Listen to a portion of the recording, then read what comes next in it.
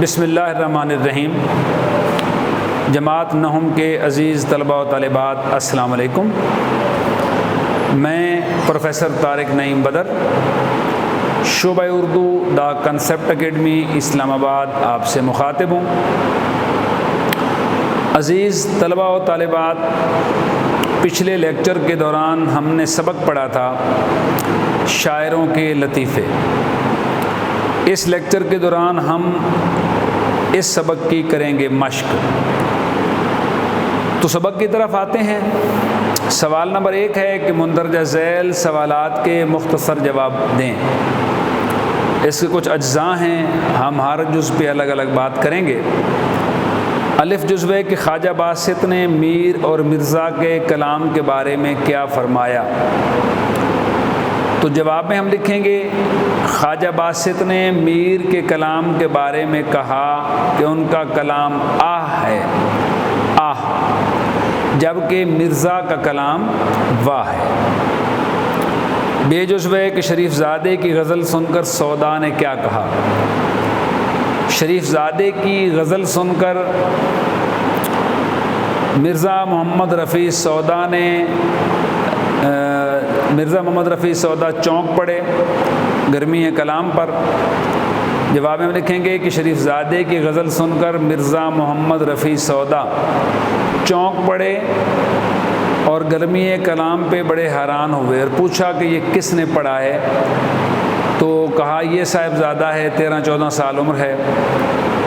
تو اس کو دیکھ کے مرزا محمد رفیع سودا نے کہا بیٹا زیادی عمر پاتے یا جوان ہوتے نظر نہیں آتے، یعنی تم وقت سے پہلے مر جاؤ گے۔ اللہ کی قدرت کہ وہ لڑکا انہی دنوں جل کر مر گیا۔ جیم جزو، سید انشاء کے اسرار پر جرت نے کون سا مصرع پڑھا؟ تو جواب میں ہم لکھیں گے سید انشاء کے اسرار پر جرت نے یہ مصرع پڑھا۔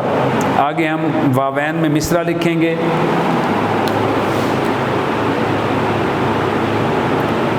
اس زلف پہ پھبتی شب دیجور کی سوجی، اس زلف پہ پھبتی شب دیجور کی سوجی، یہ اس کا جواب ہے۔ اس کے بعد ہے دال جزو، خواجہ صاحب اپنے اس شاگرد سے کیا کہا کرتے تھے جو اکثر بے روزگاری کی شکایت سے سفر کا ارادہ کیا کرتا تھا؟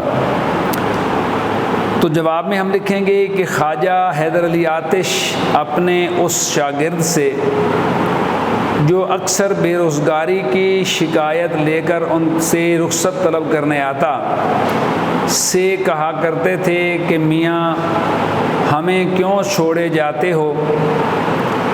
2 گھڑی میل بیٹھنے کو غنیمت سمجھو اور جو اللہ دیتا ہے اس پر صبر و شکر کرو۔ ہے جزوے کہ صاحب عالم کی زبان سے اس وقت کیا نکلا جب حکیم احسن اللہ خان نے، یہاں ہونا چاہیے تھا مرشد زادہ، سوال میں موجود نہیں ہے، یہاں لکھ لیں، مرشد زادے کے جلدی آنے اور جانے پر اظہار تعجب کیا۔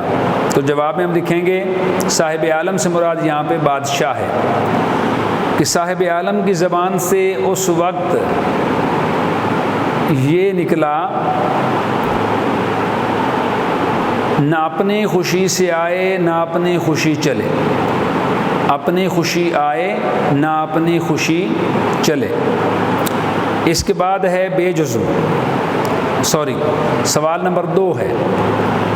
درست جملوں پر سوالیہ یہ صحیح کا نشان لگائیں، غلط پر غلط کا نشان لگائیں۔ الف جزو ہے، شعر تو میر کا ہے مگر داد خہی ان کی ددا کی معلوم ہوتی ہے۔ یہ جو جملہ ہے یہ سبق کی عبارت کے حوالے سے درست ہے، ٹھیک ہے، صحیح ہے۔ سودا نے بہت تعریف کی اور کہا میاں لڑکے بہت طویل عمر پاؤ گے، غلط ہے۔ انہوں نے کہا تھا میاں جوان ہوتے نظر نہیں آتے۔ جم جو جرت ہنس پڑے اور اپنی لکڑی اٹھا کر مارنے کو دوڑے، درست ہے۔ چونکہ نام بھی امام بخش تھا اس لیے تمام اہل جلسہ خاموش رہے، غلط ہے۔ چونکہ نام بھی امام بخش تھا تو تمام اہل جلسہ نے تعریف کی۔ بھائی اگر کوئی گدھا تمہارے لات مارے تو تم کیا اس کا کیا جواب دو گے؟ غالب نے یہ کہا جب ان کے ایک دوست نے کہا کہ فلاں صاحب نے آپ کے قاطع برہان کے جواب میں بہت زبان درازیاں کی ہیں، برا بھلا کہا ہے، تو مرزا غالب نے کہا تھا کہ بھائی اگر کوئی گدھا تمہارے لات مارے تو تم اس کا کیا جواب دو گے؟ اس لیے یہ درست ہے۔ سوال نمبر 3، سبق کے متن کو مد نظر رکھ کر درست جواب کی نشاندہی کریں۔ ہمیں سوال دیے گئے ہیں اور ان کے جوابات میں 4 آپشن ہیں، ایک آپشن ہم نے چوز کرنا ہے، ایک آپشن ہم نے استعمال کرنا ہے، جو درست ہے وہ ہم نے چننا ہے۔ الف ہے کہ میر اور مرزا کے کلام پر تکرار کرنے والے کس کے مرید تھے؟ 4 ہمارے پاس آپشن موجود ہیں، خواجہ میر درد، مرزا غالب، ابراہیم ذوق یا خواجہ باسط۔ تو اس کا درست جواب ہے خواجہ باسط بے جزو۔ انشاءاللہ خان ایک دن کس کی ملاقات کو آئے؟ غالب کی، میر درد کی، جرت کی یا مصحفی کی؟ تو اس کا بیٹا درست جواب ہے جرت کی۔ جیم جزو، یہ مصرع اس زلف پہ پھبتی شب دیجور کی سوجی کس شاعر کا ہے؟ یہ سوال ہم نے تھوڑی دیر پہلے بھی پڑھا تھا۔ انشا کا، جرت کا، درد کا یا میر کا؟ تو اس کا درست جواب ہے جرت کا، یعنی یہ جو مصرع ہے اس زلف پہ پھبتی شب دیجور کی سوجی، یہ جرت کا مصرع ہے۔ دال جزوے کے قاطع برہان کے مصنف کون ہیں؟ ذوق، مومن، غالب یا سودا؟ تو اس کا درست جواب ہے غالب۔ سوال نمبر 4 ہے کہ متن کو مد نظر رکھتے ہوئے مناسب لفظ کی مدد سے خالی جگہ پر کریں۔ الف جزوے کہ ایک دن لکھنؤ میں خالی جگہ کے کلام پر 2 شخصوں نے تکرار میں طول کھینچا۔ خالی جگہ میں آئے گا میر اور مرزا، جملہ ہو جائے گا ایک دن لکھنؤ میں میر اور مرزا کے کلام پر 2 شخصوں کے درمیان تکرار نے طول کھینچا۔ بے جزوے کہ میر صاحب کا کلام خالی جگہ ہے اور مرزا صاحب کا کلام خالی جگہ ہے۔ تو جو پہلی خالی جگہ ہے اس میں آئے گا آہ اور دوسرے میں آئے گا واہ، یعنی آہ اور یہاں آئے گا واہ، تو جملہ ہو جائے گا میر صاحب کا کلام آہ ہے اور مرزا صاحب کا کلام واہ ہے۔ جیم جزو، گرمی کلام پر خالی جگہ بھی چونک پڑے، خالی جگہ میں آئے گا سودا، تو جملہ ہو جائے گا گرمی کلام پر سودا بھی چونک پڑے۔ دال جزوے خالی جگہ نے کہا کہ ایک مصرع خیال میں آیا ہے، خالی جگہ میں آئے گا جرت، جملہ ہو جائے گا جرت نے کہا ایک مصرع خیال میں آیا ہے۔ جرت ہنس پڑے اور خالی جگہ اٹھا کر مارنے کو دوڑے، خالی جگہ میں آئے گا اپنی لکڑی، جملہ ہو جائے گا جرت ہنس پڑے اور اپنی لکڑی اٹھا کر مارنے کو دوڑے۔ خالی جگہ میں بہت دور کی سوجھی، تو خالی جگہ میں آئے گا اندھے کو اندھیرے، تو جملہ ہو جائے گا اندھے کو اندھیرے میں بہت دور کی سوجھی۔ زے جزو، چونکہ نام بھی خالی جگہ تھا اس لیے تمام اہل جلسہ نے نہایت تعریف کی۔ خالی جگہ میں امام بخش آئے گا تو جملہ ہو جائے گا چونکہ نام بھی امام بخش تھا اس لیے تمام اہل جلسہ نے نہایت تعریف کی۔ ایک شاگرد اکثر خالی جگہ کی شکایت سے سفر کا ارادہ کرتے تھے، خالی جگہ میں آ جائے گا بے روزگاری، تو جملہ ہو جائے گا ایک شاگرد اکثر بے روزگاری کی شکایت لے کر سفر کا ارادہ ظاہر کیا کرتے تھے۔ ایک دن معمولی دربار تھا، خالی جگہ بھی حاضر تھے، خالی جگہ میں آئے گا استاد ابراہیم ذوق، جملہ ہو جائے گا ایک دن معمولی دربار تھا، استاد ابراہیم ذوق بھی حاضر تھے۔ انہوں نے خالی جگہ بادشاہ سے کچھ کہا اور رخصت ہوئے۔ خالی جگہ میں آ جائے گا آہستہ جملہ ہو جائے گا انہوں نے آہستہ سے بادشاہ سے کچھ کہا اور رخصت ہوئے۔ اب ہم آ جاتے ہیں الفاظ کے متضاد لکھیں، میں بورڈ پہ لکھ دیتا ہوں، آپ بھی لکھ لیں، الفاظ اور ان کے متضاد۔ یہاں ہم الفاظ لکھیں گے اور یہاں لکھیں گے ان کے متضاد۔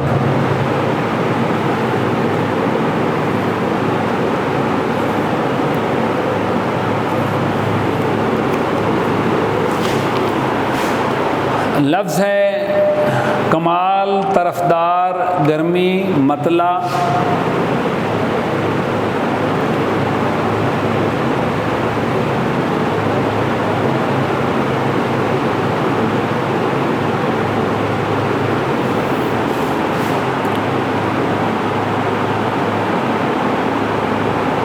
خاص اور بے روزگاری۔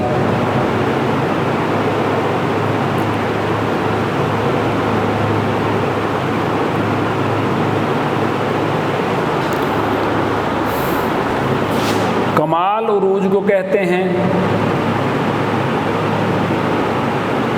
اس کا متضاد ہوگا زوال۔ طرفدار کا غیر جانبدار۔ مطلع کا متضاد ہوگا مقطع۔ گرمی کا متضاد ہوگا سردی۔ خاص کا متضاد ہوگا عام، اور بے روزگاری کا متضاد ہوگا روزگار۔ یہ آپ کی کتاب میں دیے گئے الفاظ کے متضاد ہیں۔ اب کہا ہے کہ مذکر مؤنث الفاظ الگ کریں۔ یاد رکھیے جو لفظ میں یہاں پہ لکھوں گا یہ ایک دوسرے کے مذکر مؤنث نہیں ہیں، بلکہ ہم نے دیے ہوئے الفاظ میں سے مذکر مؤنث الگ کیے ہیں۔ میں لکھتا جاتا ہوں، آپ بھی لکھیے۔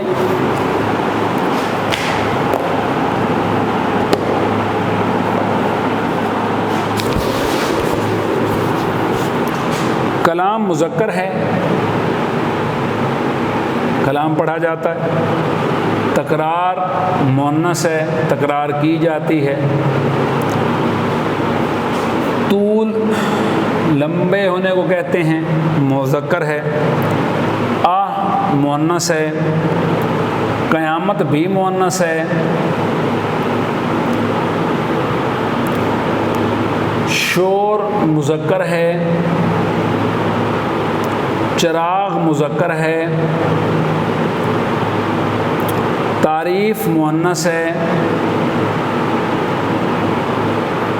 قدرت بھی مؤنث ہے۔ زلف بھی مؤنث ہے۔ مصرع مذکر ہے۔ مزاج بھی مذکر ہے۔ تسبیح مؤنث ہے۔ اور آخری لفظ شکایت بھی مؤنث ہے۔ یہ جو آپ کے بیٹا کتاب میں دیے گئے الفاظ ہم نے ان میں سے مذکر اور مؤنث الگ کر دیے ہیں۔ اگلا سوال ہے واحد کے جمع اور جمع کے واحد لکھیے۔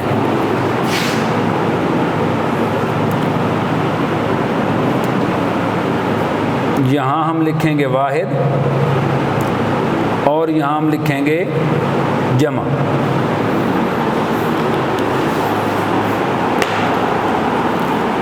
لفظ ہے پہلا کمال، یہ واحد ہے کمال۔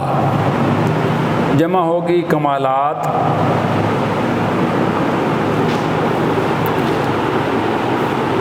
شعر بھی واحد ہے، اس کا جمع ہوگا اشعار۔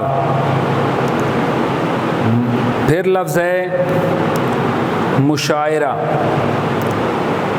مشاعرہ جمع ہے، اس کا واحد ہوتا ہے نہیں، مشاعرہ واحد ہے جہاں بہت سے شعراء اکٹھے ہوتے ہیں۔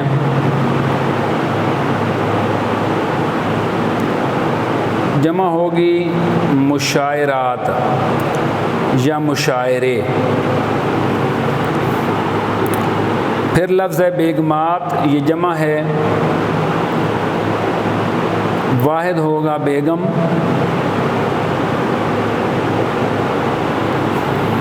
اس کے بعد ہے شخص، شخص واحد ہے، جمع ہوگا اشخاص۔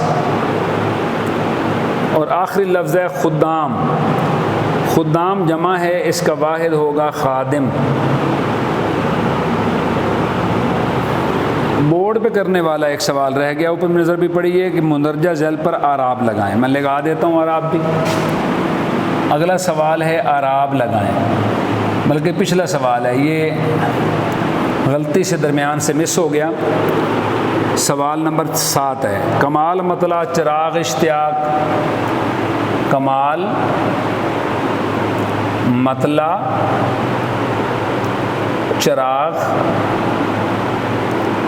اشتیاق، اور اس کے علاوہ ہے بیٹا غنیمت۔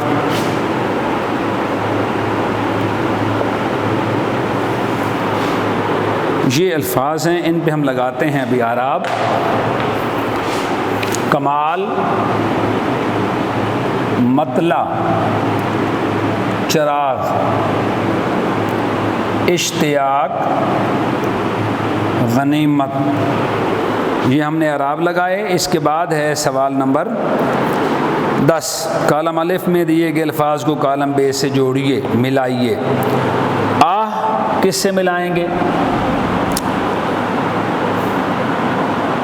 واہ سے ملائیں گے، آہ واہ سے ملائیں گے۔ پھپھولے دل سے ملائیں گے، ذرا ٹک سے ملائیں گے، مرزا سودا سے ملائیں گے، اور جرت کو انشاء سے ملائیں گے۔